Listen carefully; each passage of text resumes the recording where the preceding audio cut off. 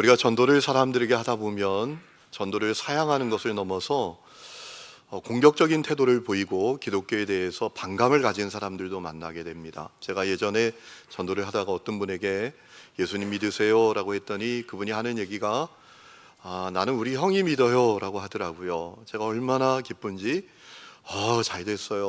얼마나 귀합니까?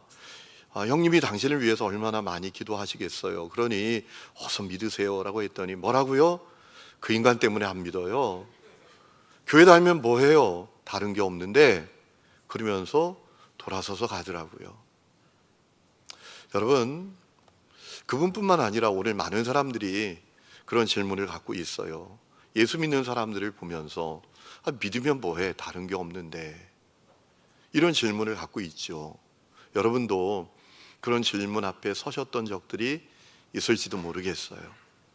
정말 그러면 왜 그럴까요? 왜 도대체 예수님 믿지만 다른 것이 없는 걸까요? 여러분, 늘 말씀드리지만 문제는 세상에 있지만 답은 성경 속에 있습니다. 성경 속에 그 답이 있습니다. 첫 번째는 어디에나 진짜와 가짜가 섞여 있기 때문입니다.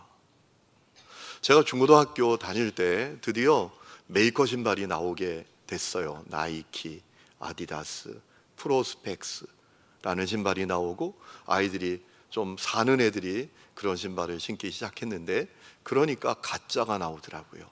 나이키가 아니라 나이스, 프로스펙스가 아니라 프로스페이스, 뭐 이런 신발이 시장에 팔리기 시작하더라고요. 5,000원이면 사고. 여러분, 어디에나 진짜가 있으면 가짜가 있지요. 마태복음 3장 말씀을 보면 여러분, 세례 요한이 요단강에서 세례를 줄 때에 참으로 타락한 종교인들이었던 바리새인들과 서기관들이, 사두개인들이 나타나지 않습니까? 그때 세례 요한이 뭐라 합니까? 회개에 합당한 열매를 맺어라. 아브라함의 후손이라고 스스로 생각하지 말라. 좋은 열매를 맺지 않으면 찍혀 불에 던져진다 라고 하면서 아주 엄중한 얘기를 합니다. 내 뒤에 오시는 분, 예수님이 오시면 그렇게 하실 것이다. 알곡과 죽정이를 가를 것이다. 알곡은 곡간에 들이고 죽정이는 타는 불에 던져질 것이다 라고 하지 않았습니까? 마태복음 13장 말씀을 보면 우리 예수님께서 비유 하나를 말씀하셨어요. 원수가 밭에 가라지를 뿌렸어요. 자, 가라지가 자랍니다. 그래서 이제 곡식하고 구별이 됩니다. 그러자 종들이 주인에게 묻습니다. 이 가라지 뽑아버릴까요? 그러자 주인이 뭐라 했다 합니까? 아니다. 가라지 뽑다가 곡식까지 뽑는다. 추수 때가 되면 가라지는 불사르고 알곡은 곡간에 넣을 거다 라고 하셨어요. 여러분, 분명히 우리 예수님께서 쭉정이, 알곡이 있고 곡식이 있고 가라지가 있다라고 말씀하셨어요. 왜 예수 믿는 사람의 삶이 다르게 보이지 않을까요? 중요한 이유가 있어요. 교회는 다니지만 가짜가 있다라는 겁니다. 교회는 다니지만 쭉정이가 있다라는 것이죠. 여러분, 오늘 여러분은 어느 편에 속해 있으십니까? 두 번째는 미숙한 신자와 성숙한 신자가 있기 때문입니다. 어린아이 수준의 신자가 있고 어른 수준의 신자가 있기 때문입니다. 여러분, 운전을 해도 미숙한 운전자가 있고 베테랑 운전자가 있잖아요. 한 번은 운전을 하고 가는데 앞에 초보 운전하고 밑에 크게 이렇게 씌워놨더라고요. 알아서 피해 가세요. 초보 운전. 얼마나 뒤따라가는데 불안한지. 여러분, 운전을 해도 미숙한 운전자가 있고 베테랑 운전자가 있지요. 똑같아요. 교회 다녀도 어떤 사람은 미숙해요. 어떤 사람은 성숙합니다. 어떤 사람은 아이 수준의 신앙이 있어요. 그러나 어떤 사람은 어른 수준의 신앙이 있어요. 고린도전서 3장 말씀을 보면 바울이 고린도 교회, 이 문제 많은 고린도 교회를 향해서 뭐라 말합니까? 당신들은 아이 수준의 신앙 상태에 머물러 있다. 단단한 것을 먹지 못하는 당신들은 아이 수준의 신앙 상태입니다. 그래서 당신들이 시기하고 분열하고 다투면서도 그걸 부끄러워하지 않지 않느냐고. 당신들은 지금 아이 수준의 신앙 상태에 머물러 있어요 라고 하지 않았습니까? 여러분, 교회를 다녀도 미숙한 신자가 있고 성숙한 신자가 있어요. 아이는 아이처럼 살아가는 겁니다. 아이 수준의 신자가 있고 성숙한 신자가 있습니다. 그런데 고린도서 3장 말씀을 보면 아이 수준의 신자라고만 이야기하는 것으로 끝나지 않고 왜 이 고린도 교회 성도들이 미숙한 신자로 남아 있는지 그 이유를 이야기하지요. 그들이 단지 믿음이 자라지 않아서 미숙한 신자가 된 게 아닙니다. 신앙의 기초를 잘못 놓고 있기 때문입니다. 신앙의 터를 잘못 놓고 있기 때문이다라는 겁니다. 예를 들면 가문이나 또 관계나 문화나 복이나 이런데 신앙의 기초를 놓고 있다라는 겁니다. 자, 우리 집안은 대대로 기독교 가문이야. 이게 신앙생활의 기초입니다. 여러분, 가문의 신앙으로 살면 미숙한 신자가 되고 마는 겁니다. 예수님을 나의 주 나의 그리스도로 만나지 못하고 십자가의 복음이 나의 복음이 되지 못하면 내 신앙생활의 터를 기초를 가문에 놓으면 그는 미숙한 신자가 될 뿐입니다. 평생 신앙생활을 해도 예수님이 우리 엄마의 예수님, 우리 목사의 예수님이지 내 예수님은 아닌 거예요. 십자가의 사건이 내 사건은 아닌 거예요. 어떤 사람은 문화를 신앙의 기초로 놓아요. 어릴 때부터 교회 문화 속에 자랐어요. 그러니 이게 익숙해요. 그냥 교회 오면 마음은 편해. 그러니 믿음이 미숙한 이 신앙으로 머물러 있는 겁니다. 어떤 사람은 관계의 신앙이 있어요. 신앙의 기초를 관계에 놓아요. 난 누구 때문에. 교회 가면 친구들이 있고 내가 가진 관계는 다 교회에 있어. 이래서 신앙생활을 해요. 어떤 사람은 복의 신앙의 기초가 있어요. 복 받는 게 신앙생활의 목적이에요. 잘되고 소원 성취하고 만사형통하는 것이 신앙의 목적이에요. 여러분, 그것은 세상 종교도 준다고 하잖아요. 그렇잖아요. 신앙의 기초를 잘못 놓으면 미숙한 신자가 되고 마는 겁니다. 예수님이 신앙의 기초가 아니라 신앙의 기초가 잘못되어 있으면 미숙한 신자가 될 뿐입니다. 여러분, 오늘 여러분은 어디에 신앙의 기초를 놓고 있으신가요? 또 하나는 예수님 믿지만 인격이 달라지지 않았기 때문입니다. 여러분, 풀러 신학대학 총장을 20년간이나 지낸 리처드 마우라는 신학자가 있습니다. 기독교 윤리학자입니다. 그가 이런 얘기를 한 적이 있습니다. 그리스도인은 확고한 진리 가운데 거하면서 사회의 통념과 상식에 벗어나지 않는 시민 교양을 가져야 한다라고 했습니다. 간단하게 정리하면 상식대로 살아가는 그리스도인이 되어야 한다라는 겁니다.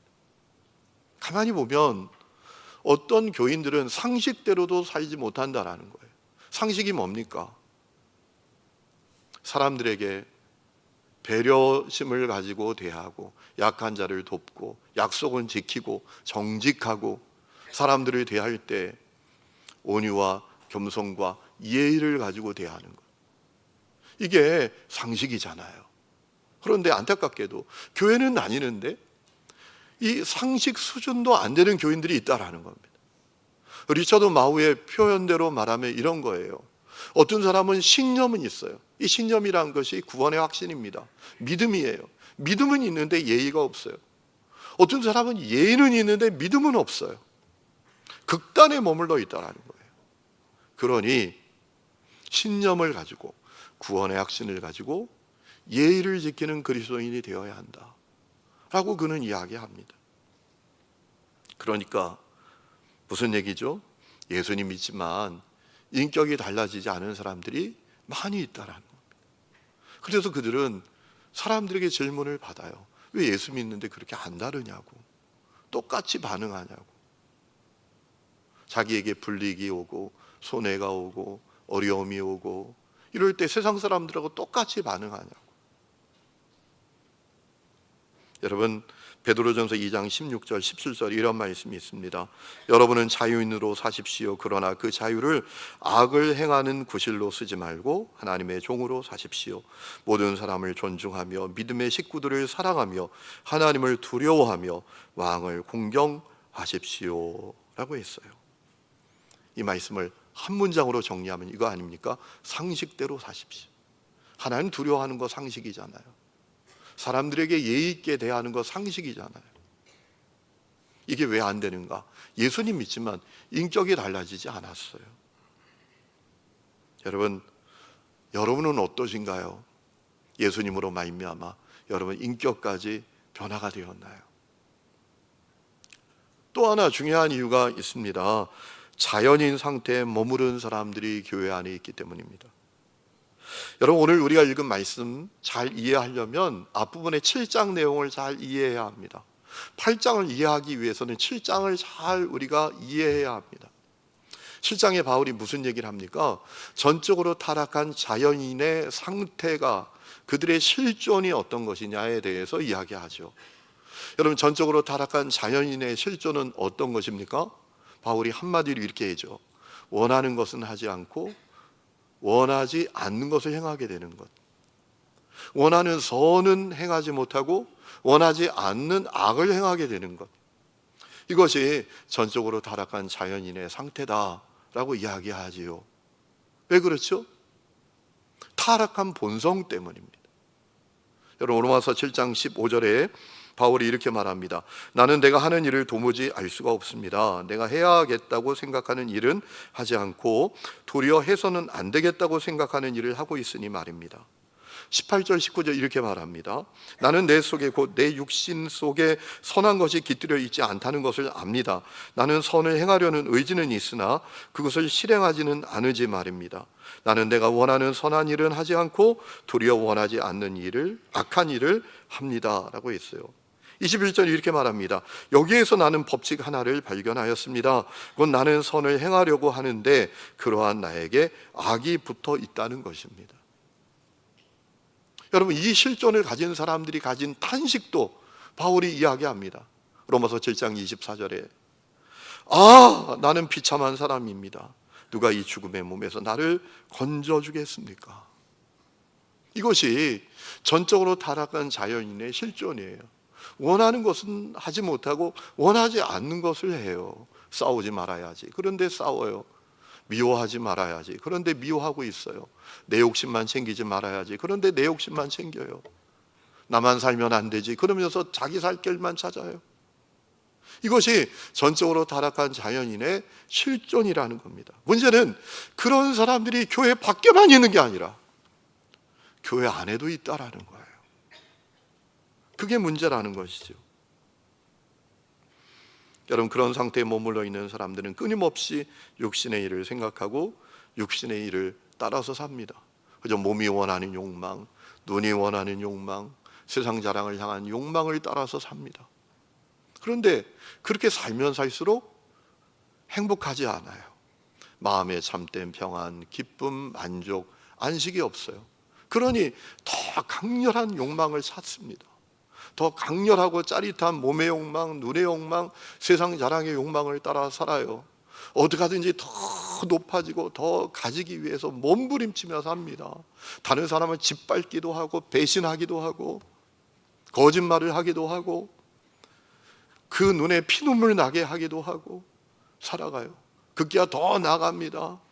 일탈에 빠져보기도 하고 음란한 죄에 빠져보기도 하고 중독에 빠져보기도 하는데 문제는 행복이 없어요. 평안이 없어요. 살아보면 살아볼수록 인생은 공허할 뿐이에요. 살아있어도 살아있는 것이 아니라 죽음 같은 현실을 보내고 있는 것이지요. 오늘 말씀을 보면 바울이 그 사실에 대해서 이야기하잖아요. 5절 말씀 보면 육신을 따르는 자는 육신의 일을, 영을 따르는 자는 영의 일을 생각하나니 육신의 생각은 사망이고 영의 생각은 생명과 평안이니라. 육신의 생각은 하나님과 원수가 되나니 이는 하나님의 법에 굴복하지 아니할 뿐 아니라 할 수도 없음이라. 전적으로 타락한 상태에 있어서 육신을 따라 살아요. 육체의 일을 따라서 살아요. 그런데 죽음 같은 현실을 마주해요. 그렇게 인생을 보내요. 여러분, 그런 사람들이 안타깝게도 교회 밖에만 있는 게 아니라 교회 안에도 있는 거예요. 그러니 그들의 모습을 보면서 사람들이 이야기하는 거죠. 야, 교회 다녀도 아무것도 다른 게 없네. 추구하는 것도 다른 것 없고, 가치도 달라지지 않고, 인생의 목적도 달라지지 않고, 다른 사람이 실수해도 그에 대한 반응도 다른 것이 없고, 누가 잘못해도 그에 대한 반응도 태도도 전혀 다른 것 없고, 이게 도대체 뭐야? 이런 질문 앞에 서게 되는 것이지요. 혹시 여러분들 가운데에도 그런 분들이 계시지 않습니까? 여러분, 우리 각 사람들을 향한 주님의 계획은 무엇입니까? 십자가 복음을 믿고 전적으로 타락한 자연인의 상태에서 해방되고 구원받고 새로운 피조물이 되는 것입니다. 여러분, 십자가 복음 믿는 사람은 전적으로 타락한 상태에서 구원받아 누구도 단죄하지 못하는, 죄인이라고 단죄하지 못하는 상태에 이른다고 바울은 증언합니다. 오늘 1절 말씀이 그것이죠. 그러므로 이제 그리스도 예수 안에 있는 자에게는 결코 단죄함이 없다, 정죄함이 없다라고 했습니다. 왜냐하면 예수의 십자가 보혈이 그의 존재와 운명까지 다 바꿨기 때문입니다. 십자가의 복음은 능력이 있습니다. 십자가의 복음은 귀신만 쫓아내고 병든 자만 벌떡벌떡 일으키는 능력이 아니라 우리의 존재를 새롭게 하는 거예요. 우리를 새로운 피조물 되게 하는 것입니다. 2절에 보면 이야기하지요. 이는 그리스도 예수 안에 있는 생명의 성령의 법이 죄와 사망의 법에서 너를 해방했다라고 하는 거예요. 예수께서 전적으로 타락한 죄인의 죄값을 다 치르셔서 의인 되게 하신 그 법이, 이 법을 권세, 이렇게 여러분이 바꾸면 더 확 이해가 갑니다. 그 권세가 전적으로 타락한 죄인 되어서 죄 가운데 살다가 멸망당할 그 권세, 법에서 해방했다라는 겁니다. 여러분 기억하시기를 바랍니다. 십자가의 권세는 죄의 권세보다 크고 강합니다. 이 믿음을 가지시기를 축원합니다. 십자가의 권세는 능력이 있습니다. 그래서 죄의 권세에서 해방을 시킵니다. 해방이라는 게 뭡니까? 자유를 얻는 거죠. 더 이상 구속받지 않는 것이지요. 존재와 신분이 달라지는 것이지요. 죄인이 아니라 의인이 되고 새로운 피조물이 되는 것을 의미하지 않습니까? 그러니 그를 누구도 단죄할 수가 없어요. 죄인이라고. 그것이 십자가 복음의 능력입니다. 여러분 요한복음 5장 24절에 예수님 말씀하셨죠. 내가 진실로 진실로 너희에게 이르노니 내 말을 듣고 또 나 보내신 이를 믿는 자는 영생을 얻었고 심판에 이르지 아니하나니. 한번 따라 합시다. 사망에서 생명으로 옮겼느니라. 이게 해방이죠. 죽음에서 생명으로 완전히 옮겨지게 됐어요. 해방이죠. 거기 있으면 해방이 아닌 거죠. 우리가 일제치하에 계속 있었으면 해방이 아닌 거죠. 1945년 8월 15일에 해방됐잖아요. 해방. 옮겨졌잖아요. 여러분, 이렇게 구원받는 사람에게 일어나는 변화가 있습니다. 죄의 본성을 이기고 거룩한 삶을 사는 거예요. 3절에 이런 말씀이 있죠. 율법이 육신으로 말미암아 연약하여 할 수 없는 그것을 하나님은 하신다. 이 말씀이 좀 어렵게 우리가 개역 개정 성경에 번역이 되었는데 어떤 의미인가 하면 이런 겁니다. 우리 육신이 연약해서 율법을 지킴으로 거룩하게 살 수가 없어요. 여러분 율법을 우리에게 주신 이유는 무엇입니까? 하나님께서 왜 우리에게 율법을 주셨습니까? 출애굽한 이스라엘 성들에게 왜 레위기를 주셨죠? 거룩해지도록, 거룩한 삶을 살도록. 근데 우리 육신이 연약해서 우리가 그 율법을 다 못 지킵니다. 거룩한 삶을 살 수가 없습니다. 그것이 전적으로 타락한 인간의 한계입니다. 그런데 예수 십자가 보혈로 구원받은 사람은 달라집니다. 왜 달라질까요? 어떻게 율법이 요구하는 거룩한 삶을 살 수 있게 될까요? 중요한 이유가 있죠.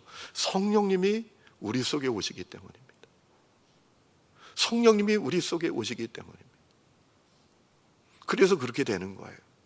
여러분 4절 말씀 보세요. 육신을 따르지 않고 그 영을 따라, 여기서 영은 성령을 말합니다. 성령을 따라 행하는 우리에게 율법의 요구는 뭐죠? 거룩함이죠.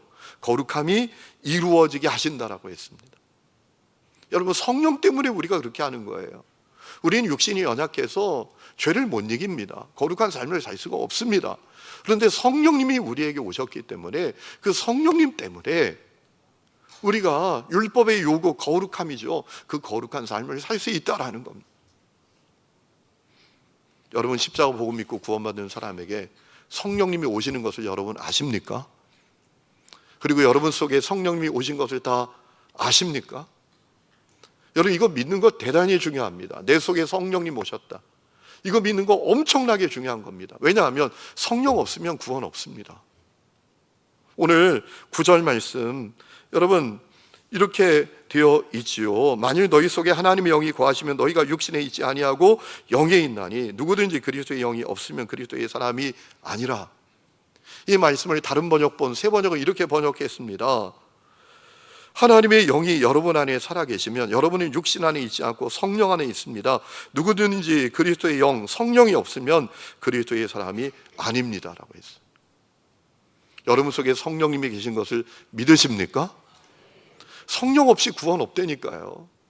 여러분 성령님은 내가 구원받았다라는 사실을 내적으로 확증해주는 가장 확실한 증거입니다. 여러분 속에 성령님 오셨습니다. 여러분 이 성령님은 어떤 분이시죠? 우리를 돕는 분이십니다. 그래서 그분을 보혜사라고 부릅니다. 우리 이끌어 주시고 인도해 주시고 가르쳐 주십니다. 그분이 성령님이십니다. 성령께서 우리에게 내적인 능력도 주십니다. 그래서 죄에 저항하게 하고 죄를 정복하게 하고 육체를 따르지 않고 성령을 따르며 살며 성령의 열매를 맺게 하시는 것입니다. 5절 말씀, 육신을 따르는 자는 전적으로 타락한 인간을 말하죠. 그는 육신의 일을 생각해요. 그러나 성령을 따르는 자는 영의 일을 생각하느니 성령의 일을 생각하게 되는 거예요. 그래서 여러분 육신에 있는 자들은 전적으로 타락한 자연인은 하나님을 절대로 기쁘게 못하지만 성령님이 오셔서 성령을 따르는 구원받은 성도는 하나님을 기쁘시게 할 수 있다라고 한 것입니다. 여러분 이것이 우리를 향한 주님의 계획이에요. 이 계획이 여러분에게 온전히 이루어지고 있습니까? 이 계획이 여러분에게 지금 실현되고 있습니까? 이 계획은 그저 이 강단에서 설교되는 계획입니까? 아니면 여러분 속에 이미 이루어지고 있는 계획입니까? 이거 대단히 중요합니다. 아직도 전적으로 타락한 자연인의 상태에 머물러서 혹시 육체의 일을 따르며 살고 있지 않습니까? 오늘 5절과 6절 말씀을 제가 공동번역 성경으로 읽어보니까 아주 실감나게 번역을 했더라고요. 화면에 띄워드릴 텐데 한번 잘 보세요. 이렇게 되어 있습니다. 육체를 따라 사는 사람들은 육체적인 것에 마음을 쓰고 성령을 따라 사는 사람들은 영적인 것에 마음을 씁니다. 육체적인 것에 마음을 쓰면 죽음이 오고 영적인 것에 마음을 쓰면 생명과 평화가 옵니다 라고 했습니다. 성도 여러분, 오늘 여러분은 어디에 마음을 쓰며 사십니까? 어제 하루 어디에 마음을 쓰며 사셨습니까? 몸이 원하는 욕망, 눈이 원하는 욕망, 세상 자랑을 향한 욕망, 내 육체가 원하는 욕망, 거기에 마음을 쓰고 사시지 않았습니까?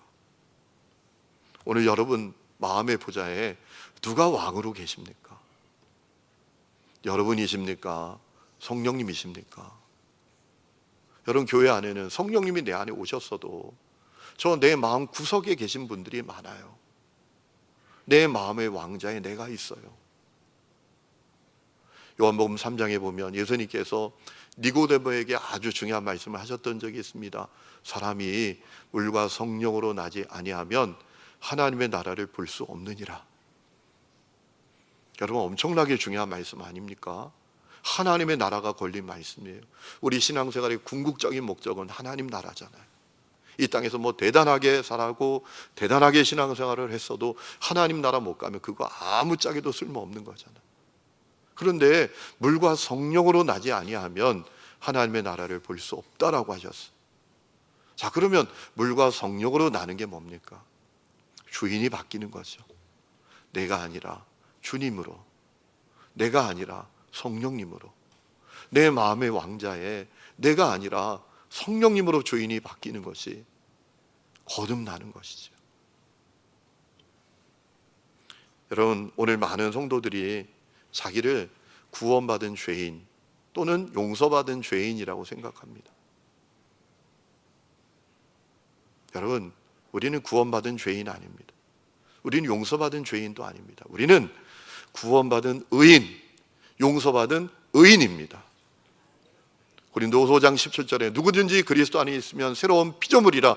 따라합시다. 이전 것은 지나갔으니 보라 새 것이 되었도다. 여러분, 우리는 새 것이에요. 옛 것이 아니에요. 그렇기 때문에 우리는 용서받은 죄인이 아니라 용서받은 의인입니다. 구원받은 죄인이 아니라 구원받은 의인입니다. 우리가 이 정체성을 바로 알아야 합니다. 늘 나는 용서받은 죄인이야. 그러니까 죄에 굴복해요. 죄에 무릎 꿇어요.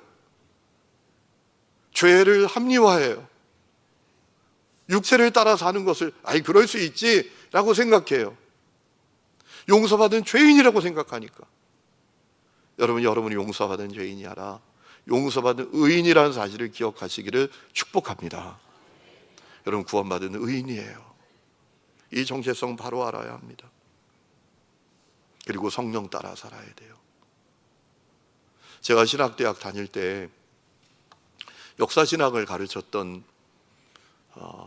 교수님이 한 분 계십니다. 이분은 한국에 선교사로 오셨던 분입니다. 제가 2부 예배 마치니까 우리 강릉 출신의 권사님 한 분이, 목사님, 그 목사님이 제 고향교회 선교사님이셨어요 라고 하더라고요. 저 강릉에서 사역하셨다가 감리교신학대학에 와서 강의를 하신 교수님이 계셔요. 미국 사람이에요. 그분의 본명은 에드워드 포이트라스라는 이름이에요. 그런데 한국에서 박대인이라는 이름으로 평생 사셨습니다. 그리고 은퇴하고 여기서 자기 전 인생을 불태우고 이제 미국으로 돌아가셨지요. 그분에 대한 재미난 일화가 있습니다. 미국인 2명이, 서양인 2명이 제가 학교 다닐 때 학교에 왔더라고요. 제가 이렇게 지나가는데 저에게 도움을 청하는 거예요. 딘 하우스가 어디네요. 딘 하우스.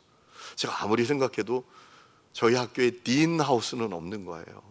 뭐 종합관이 있고 뭐 100주년 기념관이 있고 뭐 그런데 딘 하우스는 없는 거예요. 딘 하우스? 딘 하우스? 그래서 한번 써보라 그랬어요. 그랬더니 데인 하우스라더라고요. 그러니까 우리는 박대인 이렇게 부르지만 미국 사람은 박딘 이렇게 부르더라고요. 제가 그렇게 영어를 못했습니다. 대인을 딘이라고 말하는데 못 알아들어가지고. 이분이 한국말을 얼마나 잘하시는지요. 저 신학대학 다닐 때는 숙제를 써서 냈거든요. 지금은 다 타자치고 컴퓨터로 작업하는데 다 레포트 용지를 학교에서 팔잖아요. 또 매점 가면 그거 사가지고 다 줄 맞춰서 써서 내면 이 교수님이 맞춤법 틀린 거, 띄어쓰기 틀린 거 이거 다 빨간색으로 표시해가지고 내주실 정도였어요. 미국의 예일대학교 출신의 아주 훌륭한 수재였어요. 그런데 자기 인생을 한국을 위해서 드렸던 분이시지요. 이분이 쓴 글에 나오는 내용입니다. 한 번은 이제 미국을 방문했던 적이 있습니다. 뉴욕에 갔대요. 여러분, 뉴욕 겨울이 엄청나게 춥거든요. 이 위도상으로 우리보다 높잖아요. 거리가 아주 빙판이더래요. 조심해야지. 넘어진다.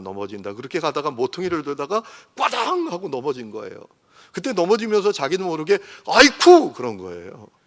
그런데 지나가던 미국인들이 다 자기를 이상하게 보더래요. 이 사람 뭐야?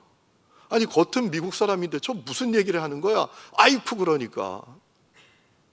여러분, 미국 사람이 이래야 되잖아요. 읍스라고 하든가 오마이갓 이래야 될 텐데 아이쿠라고 하니까 그 주변에 많은 사람들이 있다가 자기를 진짜 이상한 사람처럼 바라보더래요. 그때 그런 생각이 들었답니다. 야, 내 의식은 물론 내 무의식까지 내가 한국 사람이 됐구나. 그런 생각을 하셨다라고 했어요. 여러분, 그렇습니다. 신앙생활은 그런 거예요. 예수 믿는 것은 그런 거예요. 그저 교회 다니고 내가 원하는 신앙 활동하는 거, 그게 신앙생활이 아닙니다.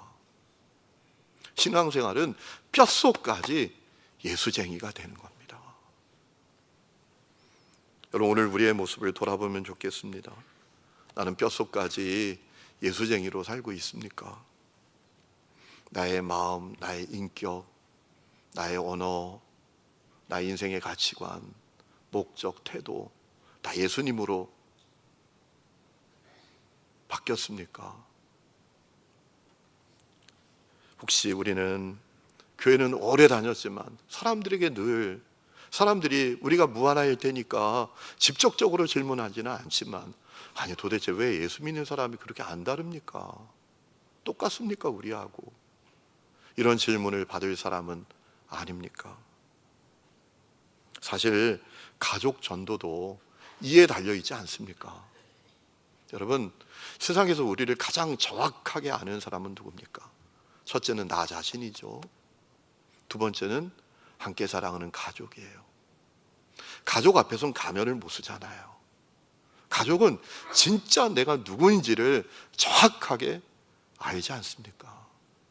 그러므로 내가 뼛속까지 예수쟁이가 되는 것은 가족 전도에 있어서 결정적입니다.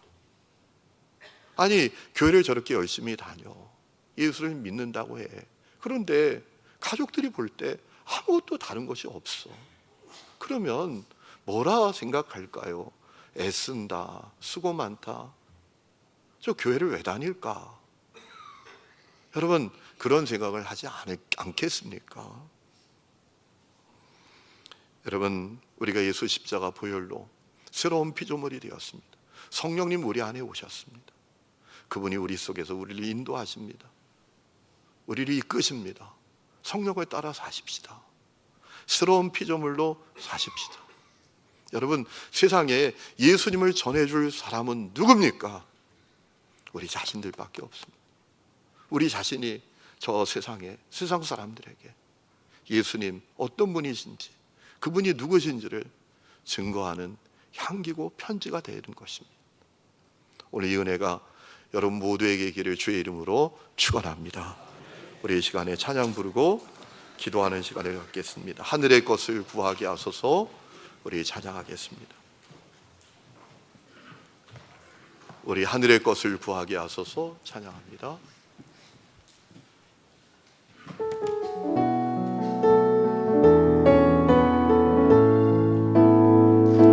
세상을 보니 그들이 증명하는 것, 명예와 가진 재물과 힘과 자랑뿐이라. 엇되고 엇돼 허망한 것을 위하여 가장 귀한 주를 부인하니라. 주님을 믿고 주 안에 살아가는 것 얼마나 복된 일인지 증량할 수 없으니, 주님을 알고 그 안에 자라가는 것 가장 귀한 주를 경험하니라. 하늘의 것을 구하게 하소서.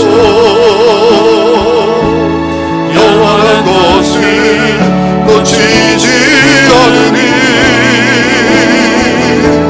주님의 말씀 내 삶의 능력 되시니, 나 주를 믿어 그의 뜻이 내가 속한 곳 거룩히 하소서. 주님의 마음 놓치지 않으리. 주님의 세대 믿음이 영광 증인이 되어 거룩한 주의 나라 세워가리. 세상을 보니 그들이 정령하는 것, 명예와 가진 재물과 힘과 자랑뿐이라. 헛되고 헛돼 허망한 것을 위하여 가장 귀한 주를 부인하니라. 주님을 살아가는 것 얼마나 복된 일인지 증량할 수 없으니 주님을 알고 그 안에 살아가는 것 가장 귀한 주를 경험해 우리 다 함께 일어나서 찬양합니다. 하늘의 것을 구하게 하소서 영원한 것을 놓치지 않으리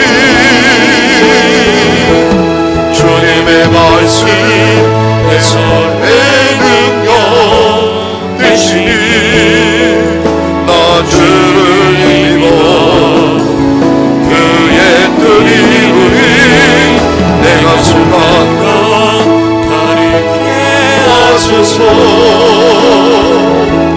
주님의 마음 놓치지 않으니 주님의 세대 믿음이 어갈 증인이 되어 거룩한 주의 나라 세워 하늘의 것을 구하게 하소서 하늘의 것을 구하게 하소서 영원한 것을 놓치지 않으니 주님의 말씀 내 삶의 능력 되시니 나 주를 믿어 그의 뜻이 내가 속한 것 거룩게 하소서 주님의 마음 놓치지 않으니 주님의 세대 믿음이 어느 증인이 되어 거룩한 주의 나라 세워가리. 하나님 아버지 예수 십자가 보혈로 우리를 구원해 주옵소서. 오늘 구원이 우리 속에 임하게 하여 주옵소서. 전적으로 타락한 연약한 자연인 죄의 본성을 가진 자가 아니라 성령님 내 안에 오셔서 성령님을 따라 살며 죄에 저항하며 죄를 정복하며 새로운 피조물로 거룩한 삶을 살아가는 은혜를 오늘 우리에게 허락하여 주옵소서. 하나님 가짜가 진짜 되는 은혜를 허락해 주옵소서. 죽정이가 알곡되는 은혜를 허락해 주옵소서. 주님 미숙한 신자가 성숙한 신자 되게 하여 주옵소서. 하나님 우리가 믿는 신앙이 우리의 인격까지 변화시키는 놀라운 은혜를 허락하여 주시옵소서. 그리하여 세상에서 참으로 믿는데 왜 우리와 다를 바가 없느냐라는 질문이 아니라 저 때문에 희망이 있다고 그 때문에 살아갈 수 있다고 하나님 그 역사가 우리의 삶의 자리에 있게 하여 주시옵소서. 이제는 우리 주 예수 그리스도의 은혜와 하나님 아버지의 놀라운 사랑과 성령의 내주 동행하심이 예배하는 하늘음의 모든 성도들과 그 삶의 모든 부분들 위에 지금부터 영원토록 함께 계시기를 간절히 축원하옵나이다. 아멘.